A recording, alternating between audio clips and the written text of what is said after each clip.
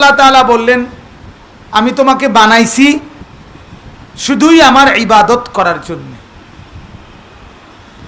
তাহলে এই কথাটার বাংলা তো আমরা বুঝছি, এখন বোঝা দরকার এটার ব্যাখ্যা। ব্যাখ্যাটা হলো এই কথা বোঝা দরকার,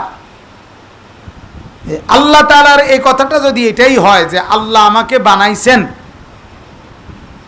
শুধুই আল্লাহ তাআলার ইবাদতের জন্য, তাহলে প্রশ্ন হইল আমি খাই কেন, আমি ঘুমাই কেন, আমি সংসার করি কেন, আমি বাজার সদাই আয় রোজগার ব্যবসা চাকরি ক্ষেত খামার এগুলা করি কেন?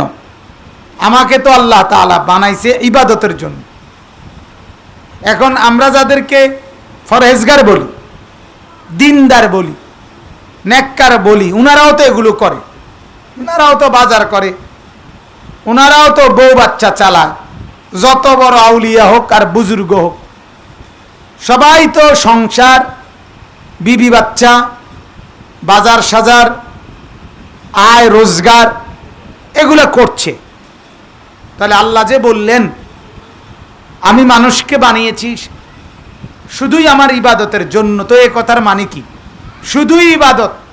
এটা তো কেউ করতেছে না। তাই এরকম একজনও কি বুজুর্গ নাই যে শুধু ইবাদত করবে?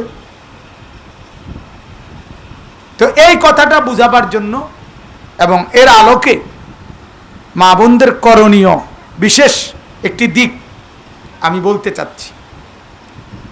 তাহলে আমার এই প্রথম কথার জবাব হইল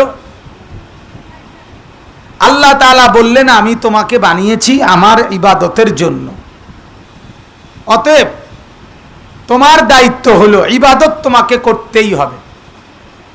এখন তুমি শুধু ইবাদত আর কোনো কিছু বাদ, এটা কিভাবে করবা? এটার সহজ সমাধান হইল 24 ঘন্টা তুমি যাই করো, পেশাব পায়খানা অজু গোসল আহার নিদ্রা নাস্তা পানি আয় রোজগার ব্যবসা চাকরি ক্ষেত খামার বিবি বাচ্চা সন্তান সংসার দালান বিল্ডিং যা কিছু করে থাকো সবগুলাই ইবাদত বানায় ফেলো।